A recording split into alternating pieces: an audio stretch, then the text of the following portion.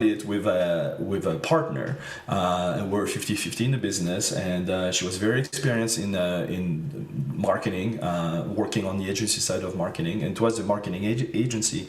But it became very, very clear that even after like 6 months, we're doing really well in the middle of the worst recession in 2009, since the Great Depression at the time. And anyway, so we were doing really well, but she was having a really hard time with the ups and downs of being an entrepreneur, and not having full health insurance, right? And having one month was great, the next month, we were scrounging for pennies, and which is the typical life of a startup.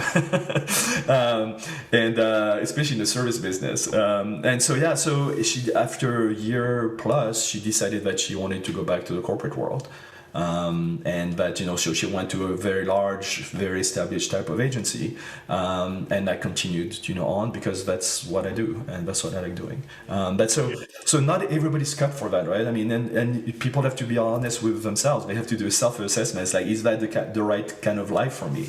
And it's not easy. But it's also a ton of fun and incredibly rewarding when you make it work.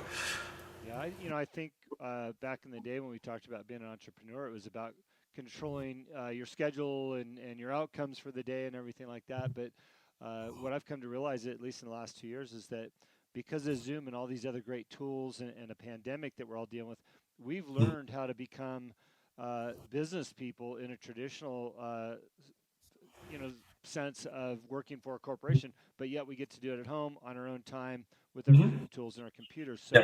So I think it's wonderful what you're doing at Boomtime. Let's transition a little bit to Mhm. Boomtime. I've got a friend. His name is Dan Fleshman. He's marketing guru out of LA, and Mhm. he put out a book. It's called How to Sell Up Your Personal Brand for Under How to Set Up Your Personal Brand for Under $1,000. What's great about this book, as it relates to what you do, is that he talks about setting up your LinkedIn and your Facebook and your Twitter and all these other avenues and doing some events. But once you get there, and I know he does cover some of it in the book, but resources like what you have at Boomtime really can blow this thing up if people were savvy enough to look at the services that you have and understand just the analytics of that. So maybe we start there. Talk a little bit about the importance of understanding the analytics of your digital marketing platforms and how they work.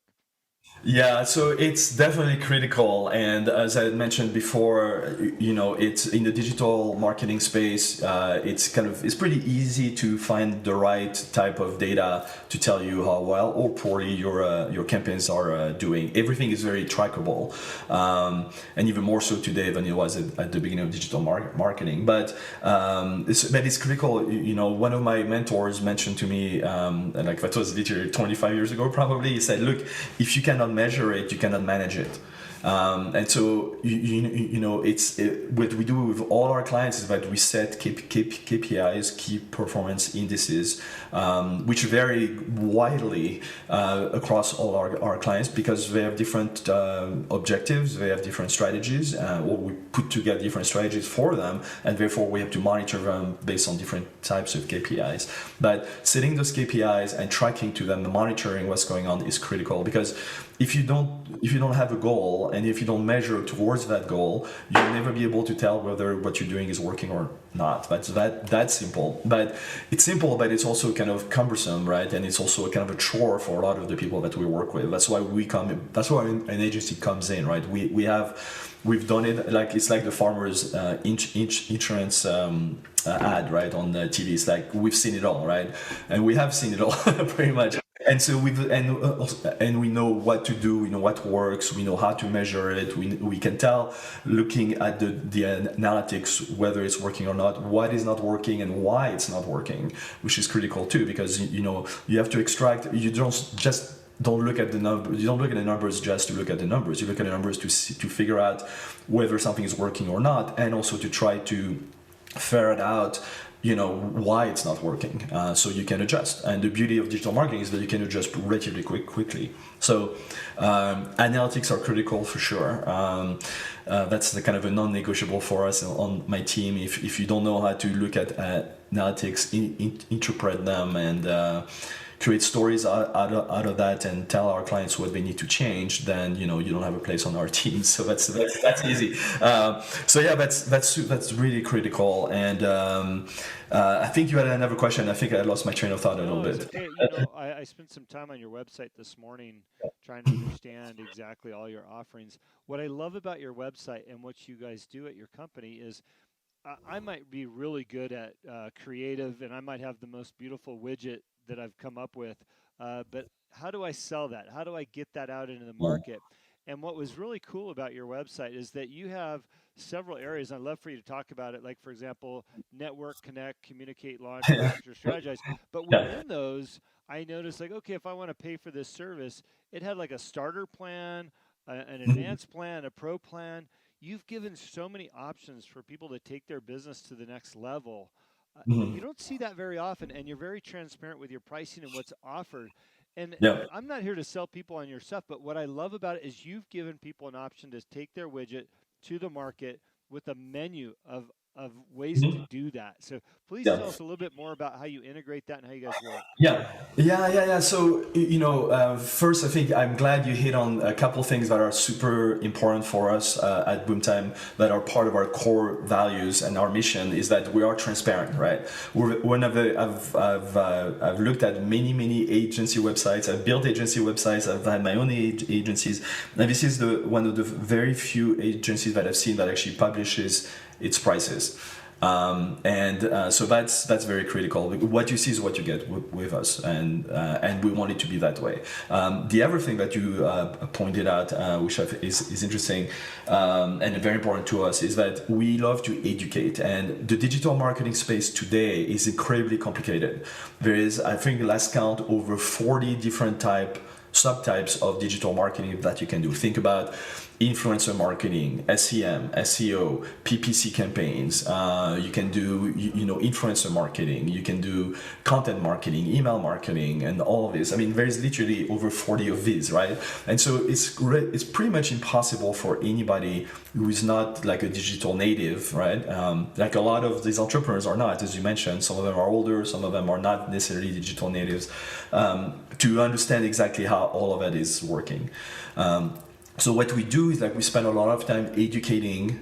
We do our own podcast, for instance. We write our articles all the time, white papers and things like that we distribute for free. Just we want people to get educated about that, and we do that with our clients, our prospects. When we start communicating with them, we talk a lot about what works, what doesn't work, what they've done before, look at the market. So we do a lot of education. And what we do then, after all of that, is we put together these packages. That's what you've seen on our site, that we know through our years of experience, and having worked for a lot of these companies and a lot of these marketing tools, we know how to package them in a way that makes them even more even more powerful and work better at a lower price, give you better ROI. So we package them, which is a little bit about like productizing marketing to a certain extent. But the thing is that because there are so many different types of digital marketing, there is no more silver bullet, right? Back in the days when I started doing marketing for General Mills, you could do only 5 things, right? You could do TV, you could do radio, you could do print, you could do outdoors, out of the house, and you could do, and that's it, right? I think so. That is, yeah, and radio, yeah. So you could do all of these, and but you could do one of them and be incredibly successful. And there are only so many channels today. You can do that. I mean, you cannot expect to be successul by just doing, like, let's say, a PPC campaign or like Google Ads, right? PPC, pay per click. So you cannot expect to just do well just doing SEO, search engine optimization. That's not enough. You need to combine all these elements in a way that makes sense for the specific target markets and the specific objectives that you have as a company. And so That's what we do, right? We've pre-packaged some of these things that we know work incredibly well together, and also that makes them more affordable for the people that are our target market and they come to visit us. So that's why we do it that way. So we talk about marketing in a very holistic kind of way, because again, no more silver bullets. You need a lot of lead bullets. There's not one silver bullet that's going to work. Yeah. I've been in marketing most of my life, and I can appreciate what you're doing with your company. I think a lot of entrepreneurs that start a business look at marketing as the last thing to do as opposed to the first. They get wrapped up in production costs, overhead, maybe labor, maybe even the beautification of their own building or their venue, whatever it might be for their business. But they put marketing last. Can you talk? I mean, obviously, we're both in this business of marketing, but can you just talk about, from your perspective, how important marketing is and where that should fall on the list of priorities?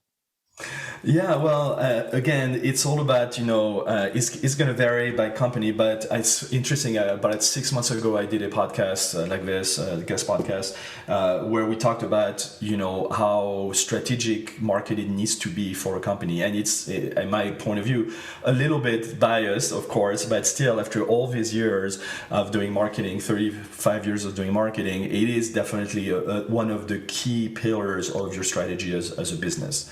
It has to be, because marketing is what's going to get people to know that you even exist, especially for a startup or for a new company.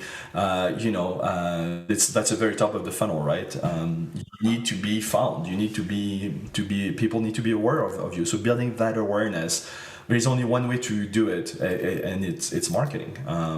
It's a totally integral part of what you do, and depending on the type of company you are, the kind of products or services that you offer, marketing can also be woven into a lot more than just being a way for people to know about your company and walk them down the funnel. But so for instance, in a lot of SaaS companies, service as a software.